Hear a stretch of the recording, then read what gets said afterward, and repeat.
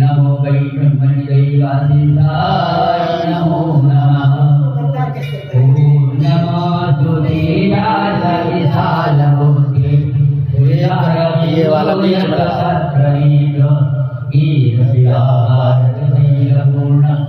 लगा दो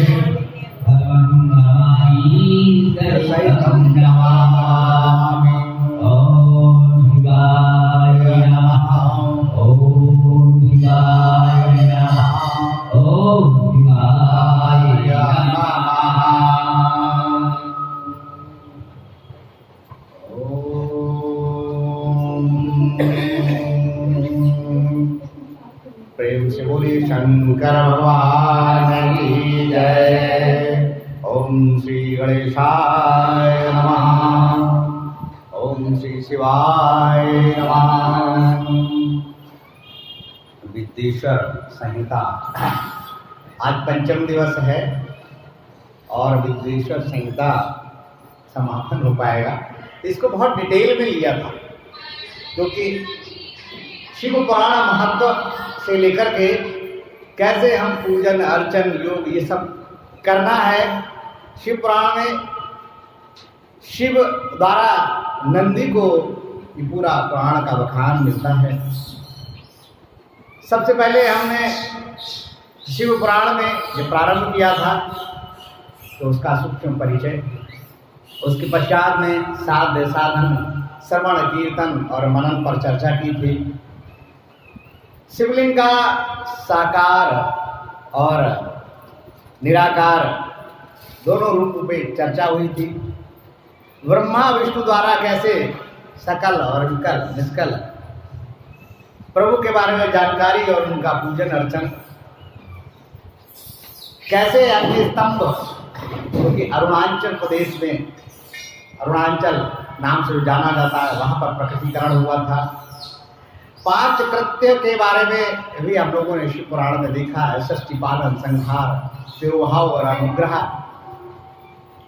खासतौर से जो श्रोता 1-2 दिन देर से आए थे उनके लिए क्या क्या हम लोग विद्वेश्वर संहिता में अध्ययन कर चुके हैं, सुन चुके हैं।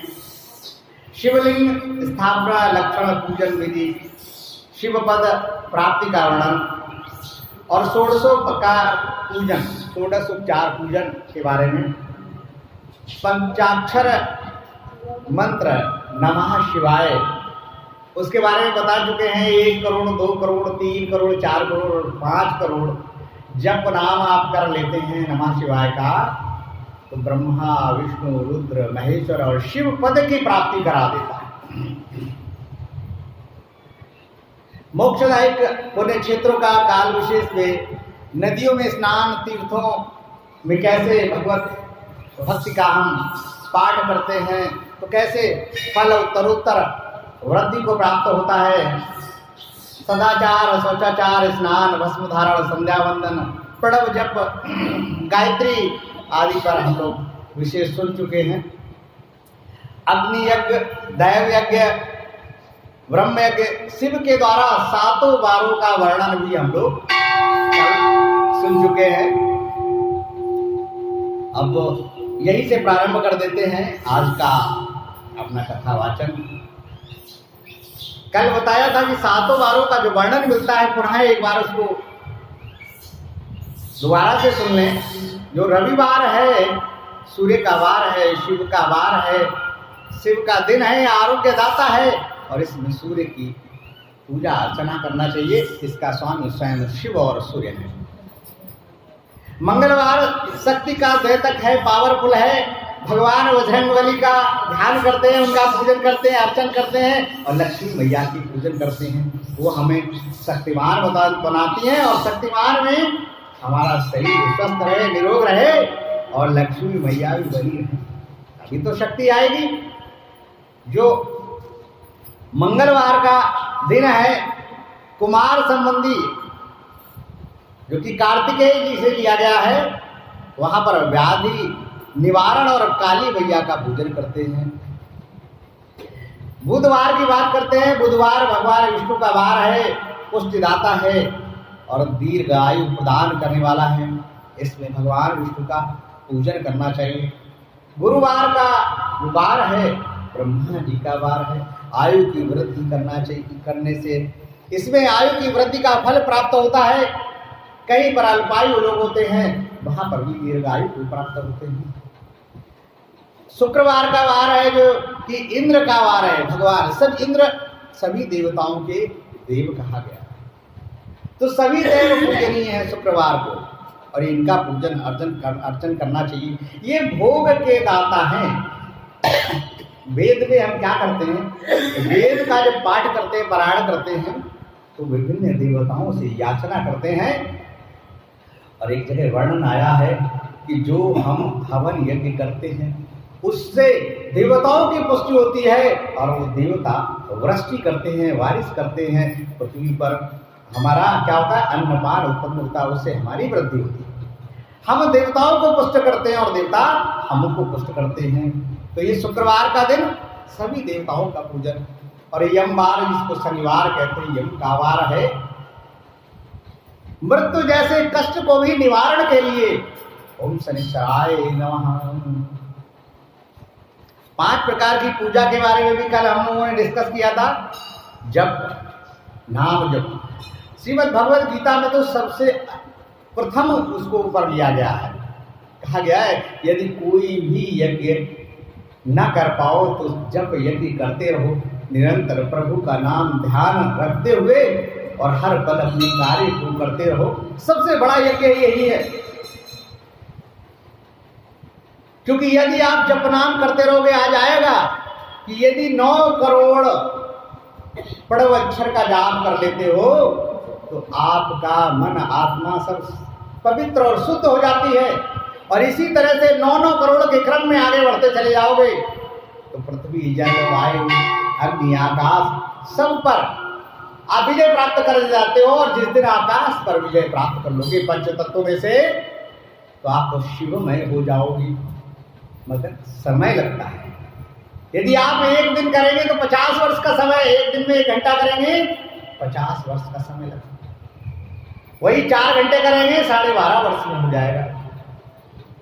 और उसी को यदि प्रतिपल करते रहेंगे, चलते फिरते ओम नमः शिवाय ओम ओम ओम ओम राम राम राम राम राधा राधा राधा राधा, प्रतिपल आप कार्य को करते हुए भगवान का नाम लेते रहेंगे तो यकीन मानो सपनों में भी ओम ओम ओम ओम नमः शिवाय यही आए आपका 24 घंटे।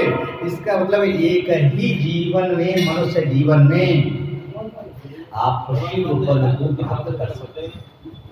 प्रतिपल कुछ भी नहीं, कहीं किसी की निंदा नहीं, कहीं किसी के बारे में सोचना नहीं, अपने कर्तव्यों का निर्वहन करते हुए जप नाम करते रहे, सबसे बड़ा यही। इसीलिए श्रीमद् भगवत गीता में बताया गया। तो 5 प्रकार की पूजा, उसमें जप, होम, दान, तप और 16 उपचार पूजन। 16 उपचार पूजन का क्रम इसलिए बहुत महत्वपूर्ण हो जाता है, जब आप भगवान की प्रतिमा या शिवलिंग जिसकी भी पूजन करते हो, अर्चन करते हो, तो आपका मन कहीं भटक न जाए। पाद्यम समर्पयामि, अर्घ्यम समर्पयामि, पुष्पम समर्पयामि। जिस समय आप भगवान को कुछ अर्पित करते हैं, आपका मन भगवान में लगा रहेगा, भटकेगा नहीं। तो ये 16 उपचार पूजन की महत्ता है। और देश काल पात्र और दान का भी विचार हम लोग कर चुके हैं। कल एक चीज और हम लोगों ने श्रवण, इसलिए इसको रिपीट, आज विद्वेषण संहिता समापन हो जाएगा। तो क्या हम पढ़ के आए हैं विद्वेषण संहिता में?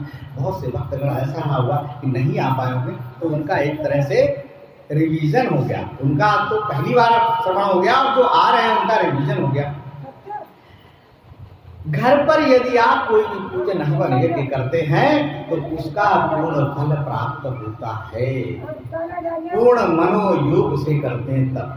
और कल इसको हमने चर्चा किया था, दोबारा रिवीजन करा देते हैं। यदि आप किसी जलाशय के निकट करते हैं, दीप यज्ञ पूजन हवन करते हैं, तो उसका भी 10 गुना प्राप्त होता है। यदि आप देवालय में करते हैं, देवालय, शिवालय, श्री गोसाई जी महाराज मंदिर में कर रहे हैं, तो उसका भी 10 गुना फल प्राप्त होता है। और सबसे ज्यादा बड़ा फल भी प्राप्त होता है, अभी आएगा इसी में वर्णन, अभी 1 मिनट के बाद में।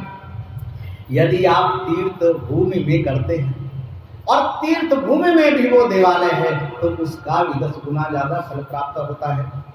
नदी के किनारे पर यदि तीर्थ भूमि हो, तो उसका भी 10 गुना ज्यादा फल। 10 का पहाड़ा पड़ते जाना, 10 दूनी 20, 10 या 30, आप अपना उत्तरोत्तर फल की प्राप्ति का सुनते जाना। सप्त गंगा, जिसके बारे में कल बताया था, वर्णन किया, उसके किनारे पर करते, उससे भी ज्यादा 10 गुना, क्योंकि उतना ही पवित्र है। उद्गम स्थल कहाँ से है? भगवान के चरणों से। भगवान के सिर के पास से गंगा जी मैया आ रही हैं, चंद्रमा प्रकाश पान कर रहा है, कितनी शीतलता है भगवान, और वो विभिन्न औषधियों का चरण चुम्बन करते हुए हमारे यहाँ तक आ रही है। ये दुर्भाग्य है, हम उसको प्रदूषित करते हैं। प्रदूषण पर चर्चा नहीं करेंगे, मंदिर में घुसते ही प्रदूषण, दुर्गंधी। वह चर्चा इस मंदिर के पूर्व वाले गेट से कौन कौन घुसा, तो उनको अनुभव हो गया होगा। केवल एक इतवार आपको बता देता है कि हमारे जो सफाई कर्मचारी है कितना अच्छा। केवल इतवार कोई नहीं उठा के ले जाते, दूसरे दिन दुर्गंधित तिलहन नजर आता है। ओम नमः शिवाय, ओम नमः शिवाय। समुद्र के तट पर भगवान श्री राम ने, रामेश्वरम में शिवलिंग की स्थापना करके शिव अर्चन किया था, तो वो भी उत्तरोत्तर कितना फलदायक होगा, तो बहुत, उसका भी 10 गुना फल प्राप्त होता है। पर्वत शिखर स्वयं भगवान की पूजा का फल संपूर्ण कहाँ मिल सकता है? जहाँ विराजमान है भगवान भोलेनाथ। लोग कैलाश पर्वत पर जाते हैं, दूर से कैलाश पर्वत पर कौन जा पाएगा? जहाँ भगवान का स्थान है, उसके जितने नजदीक जा सकते हैं जाएंगे। परंतु कैलाश पर्वत शिखर पर सबसे उत्तम यदि व्रत हवन यज्ञ करते हैं, तप करते हैं, तो सर्वोत्तम फल प्राप्त। और अंत में कह दिया है कि आप सत्संग करते हैं महापुरुषों के बीच में, तो करोड़ों यज्ञों के बराबर आपको फल प्राप्त होता है। महापुरुष जहाँ बैठेगा अच्छी बात ही करेगा तो केवल आपका मन पवित्र होता चला जाएगा। और उससे भी अंत में कहा गया, भैया किसी के बीच में बैठ लो, गंगा के किनारे, शिवालय में जाकर के, समुद्र के किनारे, पर्वत पर जाकर के मन नहीं लगा, खाली आप दर्शक बन के, यदि आप पर्यटक बन के आ गए, आपका कोई भी तीर्थ का मतलब नहीं बनता।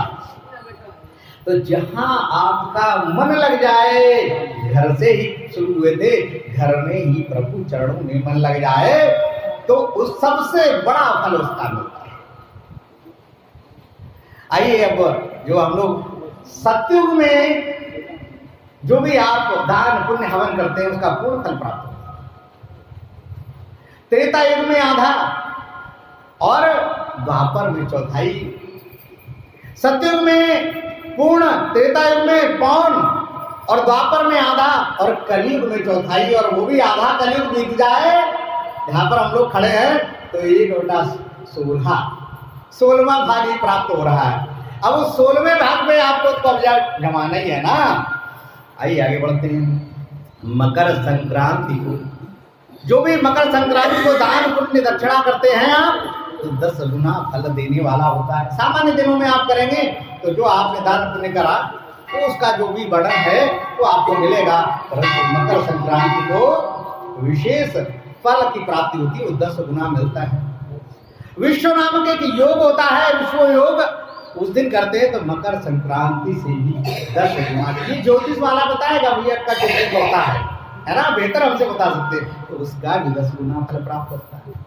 चंद्र ग्रहण वाले दिन यदि आप दान पुण्य करते हैं तो विश्व योग से भी 10 गुना फल प्राप्त होता है। और यदि सूर्य ग्रहण के पश्चात आप दान पुण्य करते हैं, उस दौरान आप जप करते हैं तो सर्वोत्तम फल की प्राप्ति होती है। जन्म नक्षत्र में या कोई व्रत उद्यापन आदि करते हैं तो वो भी सूर्य ग्रहण के बराबर ही आपको जो फल मिलता है उसके बराबर मिलेगा। और ये पहले ही बता चुके हैं, महापुरुषों के साथ में आप बैठे हैं, सबसे ऊपर बता दिया, और आपका मन एकाग्र है प्रभु चरणों में, तो दोनों चीजें मिल गई तो सर्वोत्तम फल की प्राप्ति होती है। गायत्री तो बता ही चुके, जो गायत्री मंत्र का गायन करता है, गायक है, तो गायत्री त्राण करती है, अपने भक्तों का उद्धार करती है, इसीलिए तो गायत्री कहलाती है। दान में बात करते हैं तो गोदान की चर्चा आती है, सर्वोत्तम दान गोदान, आगे चर्चा नहीं करेंगे, बस गाय के संरक्षण में जो कर सकते हो करते रहो, वही आपका गोदान है। भूमिदान का बहुत बड़ा महत्व होता है। आजकल तो लोग भूमि पर कब्जा करते हैं, क्या होगा उनका? नरक से भी अगर बदतर नरक कहीं होगा उसकी श्रेणी में आता है भूमिदान, स्वर्णदान। जो लोग बहुत धनाढ्य है वही कर सकते हैं, मगर आजकल धनाढ्य वो कहाँ से रहे, भूमि पर कब्जे करके, स्वर्ण पर कब्जा ही करके हो रहे हैं, तो राक्षसी प्रवृत्ति हो रही है। भगवान ने उनका ऐसा मन बना रखा है। तिल का दान बलवर्धक और मृत्यु निवारक होता है। अक्सर तिल का दान करते हैं, तिल से पूजा करते हैं, कष्ट निवारक होता है, मृत्यु जैसे चीजों का दूर करते हैं और बलवर्धक बलवान बनाते हैं, स्वच्छ बनाते हैं। घी का दान पुष्टिकारक है, बहुत ही आध्यात्मिक दृष्टिकोण है। घी घृत का दान पुष्टिकारक। घी हम खाते हैं ना, हमारा पोषण होता है, पुष्टि होती है। यदि हम दूसरे को दान करेंगे, दूसरे की पुष्टि। देखिए भाई साहब, ध्यान रखिए, आप जो कर रहे हैं वो आपको वापस आएगा। श्रीमद् भगवद गीता में भी हम कि जो कर्म किया है उसका फल नहीं मिट सकता है, वो आएगा, प्राप्त होगा। यदि घृत दान किया है तो घृत मिलेगा, आपका पोषण होगा, शरीर का पोषण होगा, कुपोषण नहीं होगा। कुष्मांड का दान, जिस पर हम कल चर्चा कर चुके थे, वो सर्वोत्तम दान बताया गया है। मन को स्वस्थ रखता है, तन को स्वस्थ रखता है, शीतलता प्रदान करता है, बुद्धि का वर्धन करता है, और भगवान शिव को अति पसंद है। हम लोग किन किन चीजों को चढ़ाते हैं जो भगवान को अति पसंद है। श्री कृष्ण भगवान ने भी कहा है कि अर्जुन से कि भैया तू मेरा प्रिय मित्र है, सखा है, अति पसंद है, इसलिए तुझको सुना रहा। तो जो भगवान को पसंद है वो उसको अर्पण करोगे तो उसका फल और अधिक मिलेगा। अब आज आगे यहाँ से बढ़ते हैं। दैव पूजा में भी श्री गणेश भगवान को बताई चुके हैं कि श्री गणेश भगवान जी का सर्वोत्तम उच्च स्थान है, अभिष्ट फलों को देने वाला है। ये पूरा वृतांत सुना चुके थे। जब मैया आएगा भी, मैया पार्वती एक बार अपनी सहेलियों के साथ बैठी हुई थी, तो सहेलियों ने कहा कि भैया भगवान शंकर के तो नंदीश्वर हैं, तमाम गण हैं, आपकी बात सुनने वाला कोई नहीं है। तो क्या करे, तो जब विश्रामागार में थी, उन्होंने भगवान गणेश को उत्पन्न किया और गणेश भगवान की रक्षा के लिए बैठे हुए थे।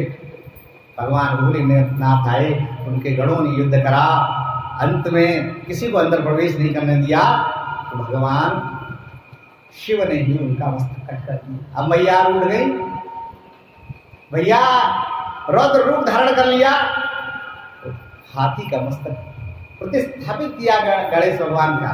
और वहीं पर यह वृतांत आता है कि सर्वोच्च स्थान भगवान गणेश का पूजन में आएगा।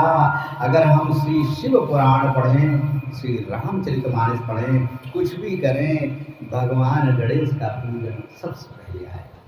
तुम सब देवताओं में महान होगे, कोई भी कार्य होगा तुम्हारा पूजन होगा शिव का। शिव पुराण जिसका हम कर रहे हैं वो तो भोग को दाता है, मोक्ष को दाता है। जब हम श्रीमद् पुराण गीता पढ़ रहे थे तो मोक्षदायिनी कहा गया है, इसमें तो भोग का भी दाता, इस जीवन का आनंद लेते हुए, भोग को भोगते हुए और आप मोक्ष पद को प्राप्त होंगे। ऐसा हमारा श्री शिव पुराण है। प्रणव मंत्र ओम शब्द आकार उकार और मकार आ ऊ मा। शिव आ से शिव, ऊ से शक्ति और मां से एक। शिव और शक्ति एक ही करण, यही तो ओम। शिव का अर्थ है शांत, सकार। इसका अर्थ है आनंददायक, भोग को भोगन, आनंद को देने वाला। जब हम शिव का संधिविच्छेद करेंगे तो ई इकार शक्ति स्वरूप और वा वकार अमृत स्वरूप। तो शिव जो शब्द है उसकी व्युत्पत्ति है, इसको सकार अर्थात अमृत देने वाला, इकार अर्थात वह पुरुष को, पुरुष ऐसा व्यक्ति, ऐसी प्रकृति, वकार जो अमृत स्वरूपा है अर्थात नित्य आनंद प्रदान करने वाली अमृत स्वरूपा शक्ति शिव है। ओम प्रेम से बोलिए शंकर भगवान की जय। वर्णन आता है, यदि हम इस प्रणव का 9 करोड़ बार जप करें, अब 9 करोड़ बोले 108 की तो माला भूत ना है, चलो 108 वाली माला मान लिया, 1 मिनट में हो गई। ओम ओम ओम ओम नमः शिवाय पंचाक्षर मंत्र का नमः शिवाय नमः शिवाय नमः शिवाय 1 मिनट में आपने कितने कर लिए? 100। तो 60 मिनट में कितने हो गए भैया?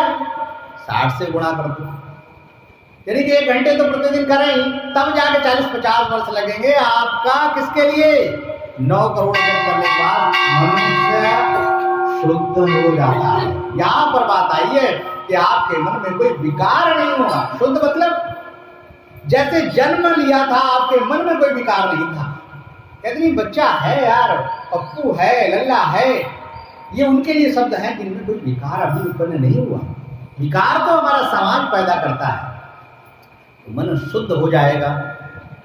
फिर उसके बाद में यदि 9 करोड़ और जाप कर लेते हैं तो अब तत्वों को जीतने की बात हुई है, पृथ्वी तत्व को जीत लेंगे।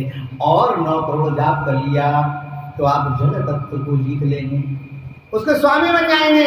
और 9 करोड़ जाप कर लिया प्रणव का तो अग्नि के स्वामी बन जाएंगे, अग्नि तत्व को जीत लिया। और 9 करोड़ जाप कर लिया तो वायु तत्व के स्वामी हो जाएंगे।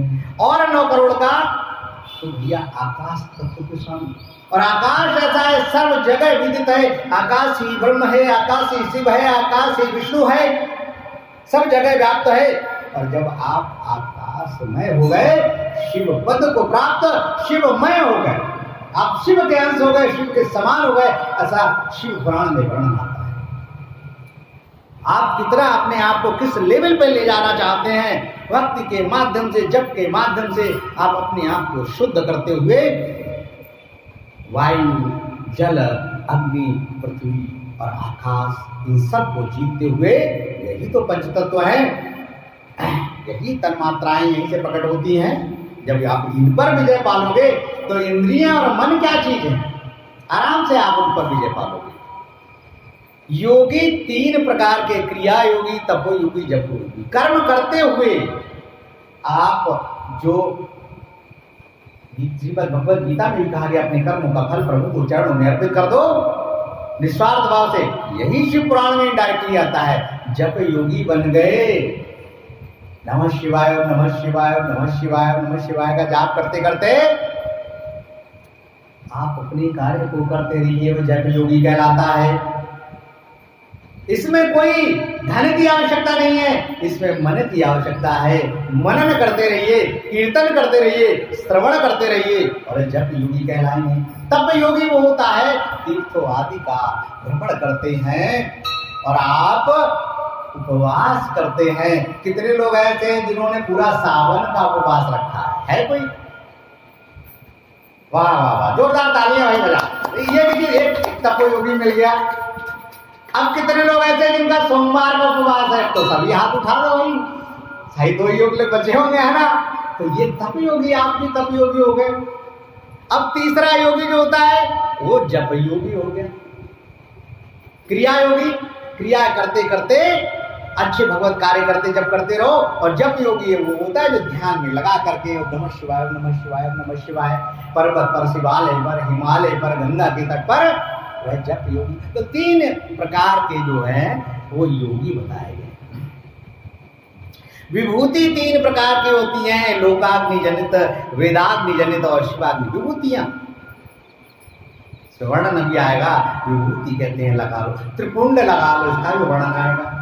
विभूतियां जो जनरल, हम कभी कभी कंडे की आग वाली विभूति प्रेम पूर्वक भैया कहे, अरे हवन वगैरह कीर्तन तो आज कुछ हुई ना, को लला जा कंडा की आग है, जा इधर आते इधर आ, तीखा लगा दे, तेरे नजर ना लगे।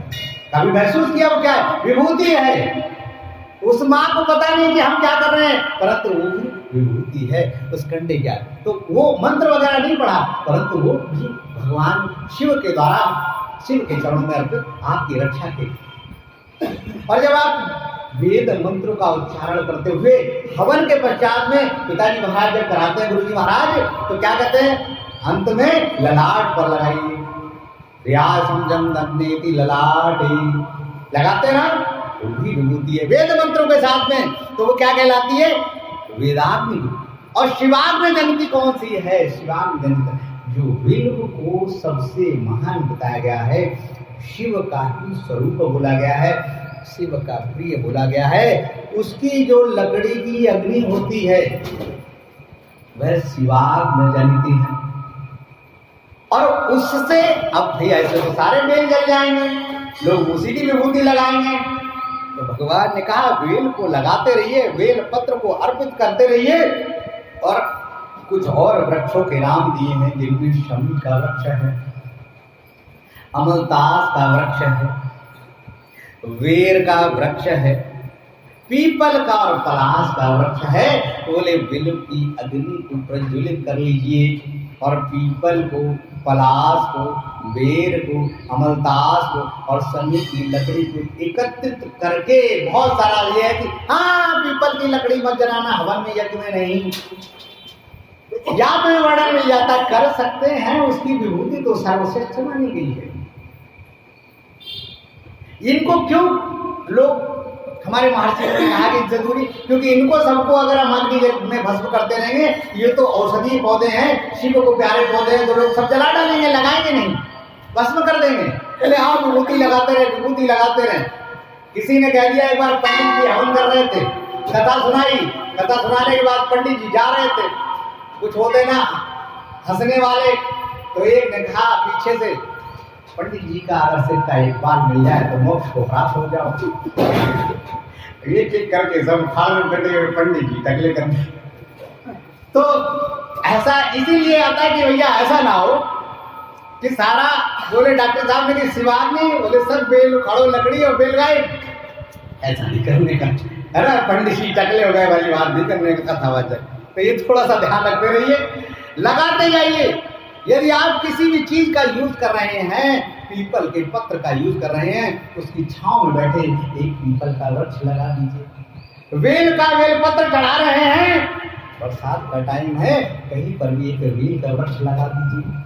समी की लकड़ी का प्रयोग करेंगे, समी का वृक्ष लगा दीजिए। अमलतास के फल का प्रयोग करेंगे। अमलतास देखिए बड़ी सर्वश्रेष्ठ औषधि है। कोई भी व्यक्ति यदि शुगर का मरीज है, डायबिटीज है, तो उनको सबको कॉन्स्टिपेशन मिलेगा। तो यदि 5 ग्राम अमलतास का जो गुदा होता है वो खिला देंगे, बड़ा अच्छा भर विसर्जन होता है, विबंध टल जाता है। पीपल के बारे में, पीपल के पत्र को तो यदि आप लोग चाय पीते हैं तो पीपल के पत्रों का काढ़ा बना के पीजिए, और मीठा चाहिए तो मुलैठी थोड़ी सी मिला लो, वर्णन मिलता है। ओम नमः शिवाय, ओम नमः शिवाय। बोले शंकर भगवान की जय, बोले सभी भक्त गणों की जय। अब वर्णन मिलता है बिल्व का और रुद्राक्ष का। 3 चीजों को त्रिवेणी कहा गया है, विभूति और रुद्राक्ष धारण करना और त्रिपुंड को लगाना। ये त्रिवेणी है, संसार सागर से पार लगाने वाली है। त्रिवेणी में स्नान करके आते हैं, संगम में स्नान करे आए, संसार सागर से पार।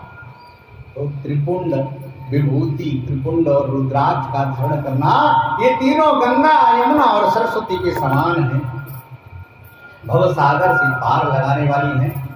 तो विभूति लगाते रहें, घर से निकले विभूति लगाते रहें, नहीं तो बोले टीका लगा के चलो। त्रिपुंड मध्यमा और जो रिंग फिंगर है उसके माध्यम से त्रिपुंड को आप अपने मस्तक पर लगाएं। और बीच में अभी भैया हमारे विष्णु भैया आदि सभी लोगों ने कल भी लगाया था, आज भी लगाया। और त्रिपुंड लगाएं। सबसे ज्यादा गर्मी कहाँ चढ़ती है? दिमाग को चढ़ती है, और वो भी चंदन का अगर हो, अति शीतल हो, मन को शांत रखेगा, मन पर आप विजय पाएंगे, शोभायमान भी होगा। त्रिपुंड धारण करेंगे, ब्रह्मा विष्णु और महेश तीनों का वास है इन त्रिपुंड में, तीनों रेखाओं में। तो आप स्वयं जब ब्रह्मा विष्णु और रुद्र को धारण करके चल रहे हैं तो आपका और क्या है? सबसे बड़ा कवच। विभूति लगा ली, त्रिपुंड धारण कर लिया, और रुद्राक्ष के बारे में वर्णन आता है। इससे पहले कि रुद्राक्ष का वर्णन है, विल्व के बारे में वेल पत्र चढ़ाया जाता है। वेल जो होता है, वेल का जो वृक्ष है शिव स्वरूप माना गया है। जहाँ मौका मिले वेल को लगाते रहिएगा, वेल के वृक्ष को लगाते रहिएगा। इसकी जड़ में भगवान का निवास माना गया है, इसकी जड़ में आप जल चढ़ाते रहिए। भगवान भी देखते हैं, ऐसा नहीं वेल का पौधा लगाया है और वो सूखा खड़ा है। तो साफ साफ से पुराण में लिखा है कि आप जब भगवान शिव के थावरे में, भगवान जब बिल्व पत्र के, वेल के पौधे के थावरे में पानी भरा हुआ देखते हैं, अति प्रसन्न होता है। हमारा भक्त जल चढ़ा रहा है, अर्घ दे रहा है, कहीं ना कहीं हमारा भजन कर रहा है और हमारे स्वरूप को सही सलामत। उस बिल्व में, बिल्व का जो पेड़ है, उसकी जड़ है, वहां पर यदि पानी होता है और आप उसमें मस्तक लगाते हैं, सर्वोत्तम माना गया है। तो बिल्व पत्र का वर्णन तो डायबिटिक पेशेंट को शुगर दूर करने के लिए बोला गया है। आयुर्वेद में बड़ा वर्णन मिलता है इसका कि डायबिटीज को दूर करने में बिल्व का, जो भी आप चढ़ा रहे हो, आपका ठीक है, विषग्न, सर्वोत्तम विषग्न। अगर कहीं भी शरीर में कोई भी विष व्याप्त हो रहा है, विष हमेशा कैसा होता है? उष्णीय होता है, गर्म होता है। आपके ब्लड वेसल्स को फाड़ने लगता है, पैरालिसिस हो जाती है। तो बिल्व का गूदा खाना, मल विसर्जन और विसर्जित मल को भी सामान्य कर देना, स्तब्ध कर लेना, जहर को सोख लेना, बिल्व पत्र से स्नान करा दे, बिल्व पत्र का चूर्ण खिला दे, वो जहर को खींचता है। भोलेनाथ ने क्या किया था? कहाँ धारण करा था? गले में। तो हम क्या करते हैं? सावन के महीने में सबसे ज्यादा गर्मी होती है, उस गर्मी में आप 2 मिनट खड़े हो जाए, पसीना तल तल हो जाएगा। और भगवान भोलेनाथ ने पूरे विश्व का संचालन के लिए सृष्टि बनी रहे, उस विश्व को धारण किया गले में। तो उस पर हम जब जल चढ़ाते हैं, दुग्ध चढ़ाते हैं, बिल्व चढ़ाते हैं, शहद चढ़ाते हैं, मिष्ठान चढ़ाते हैं, पूजन अर्चन करते हैं, सारी की सारी चीजें या तो शीतल हैं या विषम हैं, विष को उतारने वाली हैं। और जब हम विषग्न चीजों को अपने हाथों से चढ़ाएंगे तो टच तो होगा ना, हमारे हाथों में भी बेलपत्र भी आएगा। ये रखा हुआ, इसका नाम धतूरा, ये भी हमारे हाथ में आएगा। तो कहते हैं कालिक भी अगर छुएंगे तो लग जाती है, तो इसका भी स्पर्श होगा, हमारे शरीर का भी इससे नाश होगा। दुग्ध का हम अर्पण कर रहे हैं, ठंडा है, हमारे हाथों में भी प्रवेश करेगा। घृत से यदि हम भगवान को, हमारे हाथों में चिकनाई आएगी, वो भी शीतल होती है। तो हम भगवान भोलेनाथ का पूजन अर्चन करते करते हमें पता ही नहीं है, हम अपने आप के रोगों को भी दूर कर रहे हैं। तो ऐसे ही बिल्व पत्र को जब आप चढ़ा रहे हैं, अब आप प्यार से ओम नमः शिवाय लिख करके और प्रभु को अर्पित कर रहे हैं, और आपके हाथों से हो जा रहा है, आपके हाथों का जहर खींच रहा है। आपने महसूस करा होगा जिनके हाथों में आग निकलती है और वर्षा ऋतु में बढ़ जाती है, जो लोग बेल पत्र को चढ़ाते हैं, उनके हाथों की अग्नि जो जलन है वो शांत होने लगती है। आपको पता ही नहीं है, आप खुद के रोगों को दूर कर रहे हैं। ओम नमः संभवाय च मयोभयाय च नमस्काराय च मयस्कराय च नमः शिवाय च शिवतराय च। ओम नमोस्तु नीलग्रीवाय सहस्राक्षाय मीडुसे अतो यस्य सात्वमहं तेजोहं करं नमः। एतत्ते रुद्रावसं तेन परो मुकुजवतो अतीह आवतत धन्वा पिनाकवासा कृतिवासा शिवूति। ओम तत्पुरुषाय विद्महे महादेवाय धीमहि तन्नो रुद्रः प्रचोदयात्। ओम त्र्यंबकं यजामहे सुगंधिं पुष्टिवर्धनम् उर्वारुकमिव बन्धनान् मृत्योर्मुक्षीयमामृतात्। त्र्यंबकं यजामहे सुगंधिं पतिवेदनम् उर्वारुकमिव बन्धनादितो मुक्षीयमामृतात्। ओम पया पृथिव्या पयोषधीषु पयो दिव्यंतरिक्षे पयोदा पयस्पति प्रदिशा सन्तु मह्यम्। ओम घृतं घृतपावानां पिबतं वासां वसा पावनां पिबतां तरक्षस्य अविरसी स्वाहा दिशि प्रदिशि आदिशु विदिशि उदिशु दिव्या स्वाहा। ओम नमः पर्याय च पार्याय च नमः प्रतरणाय च उत्तरणाय च नमस्तीर्थाय च कुल्याय च नमः षट्याय च पुण्याय च। ओम भगवान आज आपका हवन यज्ञ करने बहुत सारे लोग आए होंगे। आज मानसिक यज्ञ पिताजी के महाराज से होगा। ओम हराय नमः महेश्वराय नमः संभवाय नमः शूलपाणाय नमः। ओम पिनाकधसे नमः शिवाय नमः पशुपतये नमः महादेवाय नमः। पूजन में 8 मंत्रों का माध्यम से शिव का पूजन अर्चन करते रहिए। और रुद्राक्ष धारण करते रहिए। त्रिपुंड के बारे में तो कहा गया है कि 32 जगह धारण कर सकते हैं, मस्तक से लेकर के पैर।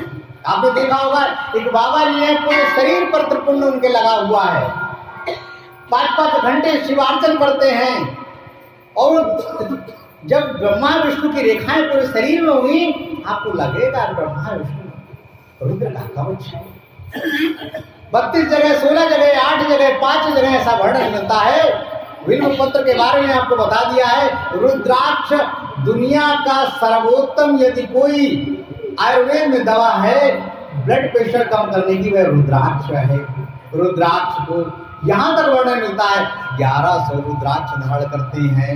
आपने किसी बाबा को देखा होगा 500 तो सिर में रुद्राक्ष धारण कर लिए हैं और बाकी 550 सिर में, 550 जनेऊ उसका एक पवित्र बना रखा है, जगह जगह धारण कर रखा है। क्यों? उसकी महत्ता है, शिव ही धारण है और आपका ब्लड प्रेशर कम हो रहा है। यानी कितने लोग ऐसे हैं जिनका एक टैबलेट आती है एसटी कॉट, जिसमें सर्वगंधा है, जटामांसी है और रुद्राक्ष है। सैकड़ों ऐसे लोग हैं जो ब्लड प्रेशर की दवाई खा रहे थे, केवल उस रुद्राक्ष, सर्वगंधा और जटामांसी की दवाई के माध्यम से सैकड़े लोगों की ब्लड प्रेशर की दवाई छुटा चुके हैं। हमारी धर्मपत्नी पहले ब्लड प्रेशर की दवाई 6-7 साल पहले ले लिया करती थी। उस दवाई का जब इस्तेमाल किया तो इनका 6 महीने में छूट गई वो दवाइयाँ और अब तो सैकड़ों मरीजों। तो सर्वोत्तम रक्त भार सामक अगर कोई है वो रुद्राक्ष है, उसकी माला को धारण करते हैं तो रसायनम यज्जरा व्याधिनाशनम तद रसायनम, रसायन की तरह कार्य करती है। उसके स्पर्श से भी आपका मन शांत रहता है, ब्लड प्रेशर सामान्य रहता है। रुद्राक्ष अवश्य धारण करें, त्रिपुंड अवश्य लगाते रहें। और ये जो त्रिवेणी है, विभूति, त्रिपुंड और रुद्राक्ष को धारण करते हैं तो स्वयं में ब्रह्मा विष्णु और महेश आपके साथ में उद्धार होते जाएगा। और जो विद्वेश्वर संहिता का श्रवण किया सभी का उद्धार होगा। बोले विद्वेश्वर भगवान की, बोले शिव पुराण की, बोले भोलेनाथ की। अब मैं मंच और माइक पिताजी महाराज को देता हूँ। 10 मिनट हालांकि हमने आज पिताजी महाराज के एक्स्ट्रा ले लिए, बार बार वो इशारा कर रहे थे, परंतु हमें लग रहा था आज विद्वेश्वर संहिता का समापन कर लेते हैं।